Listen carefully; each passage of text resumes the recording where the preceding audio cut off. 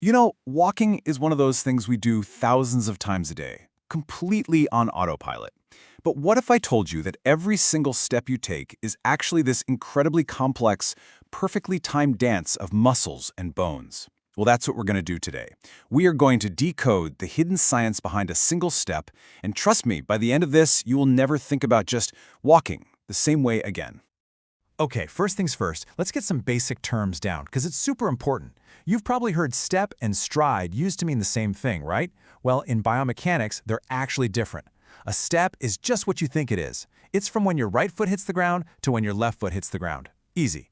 But a stride is the full cycle. It's from when your right foot hits the ground all the way until that same right foot hits the ground again. So get this, one stride is actually made up of 2 steps. It's a key little detail for everything we're about to cover. So, at the highest level, the entire gait cycle, that full stride, is split into 2 main parts, or phases. And right away, what should jump out at you from this chart is the timing.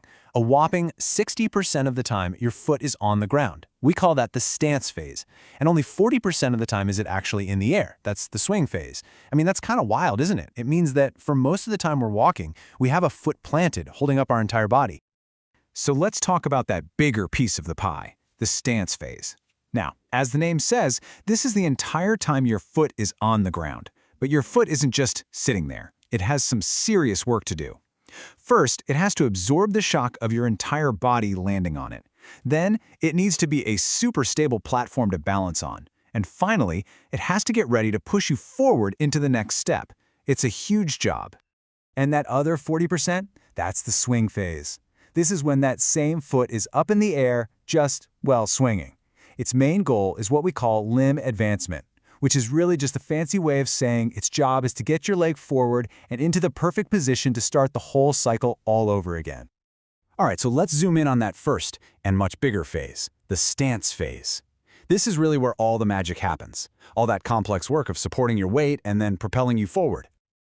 So, 60%. It might not sound like a lot, but the amount of coordination your body pulls off in that fraction of a second is just incredible. This is the bedrock of how we move, so let's really break down what's going on here.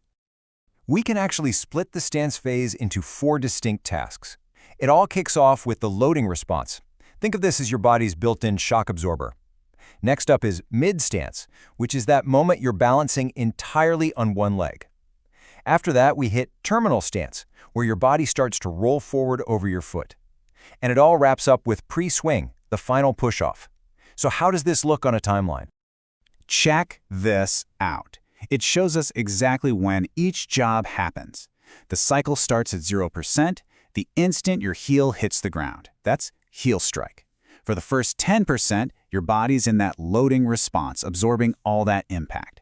At the 10% mark, your other foot lifts up and bam! From 10 to 30%, you are in mid-stance, balancing all your weight on this one leg.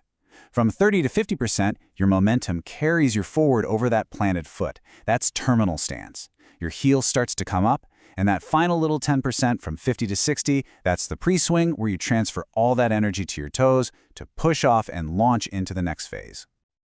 And just like that, the stance phase is complete. The foot is now officially off the ground, and we are entering the swing phase. This is going to take us from that 60% mark all the way to the finish line at 100%. So this phase takes care of the last 40% of the cycle. And honestly, compared to all the heavy lifting the stance phase does, the swing phase has a much simpler job. Just get the leg forward. It's all about moving that limb efficiently so it can get into position for the next landing. And we can break this forward swing into 3 really simple stages. You've got the initial swing. That's the acceleration right after your toe leaves the ground. Then there's mid-swing, when your foot is passing right underneath your body. And finally, terminal swing, which is the deceleration part, where your leg slows down to prepare for landing. So let's track it on our timeline. It all starts at 60% with toe off. The leg speeds up during the initial swing until your feet are right next to each other. Then, for that brief mid-swing period, your leg swings past your body until your shin bone, or tibia, is straight up and down. And finally, the terminal swing hits the brakes, slowing the leg down and positioning your foot perfectly for the next heel strike, right at the 100% mark. And with that one landing, a full stride is complete, and the next one starts all over again in an instant. Okay, so that's all the theory. It's a pretty amazing biomechanical process, right? But how does this knowledge actually help anyone? Let's take a look at how professionals, like physical therapists, use this exact information to analyze how we walk in the real world. Well, it's pretty straightforward. When someone is having pain, or maybe they're having trouble walking, a professional will do what's called a gait analysis. And they use their deep understanding of this normal, ideal cycle to pinpoint exactly where things might be going off the rails. The setup is actually pretty simple. A therapist will just ask you to walk back and forth at your normal pace, and they'll watch you. But they're watching very carefully, from the front, from the back, and from the side. Getting all those angles is the key because it helps them spot even tiny little deviations from the normal cycle we just went through. Sometimes they'll even record it on video so they can play it back in slow motion. So what's the first thing they're looking for? Well, this quote pretty much says it all. A shortened stance phase is usually the #1 most obvious sign that something is wrong. Just think about someone with a limp. What are they doing? They're trying to spend as little time as possible on that painful leg, right? Which means they're cutting that 60% stance phase way, way down. It's a huge red flag. But it's not just about that one leg.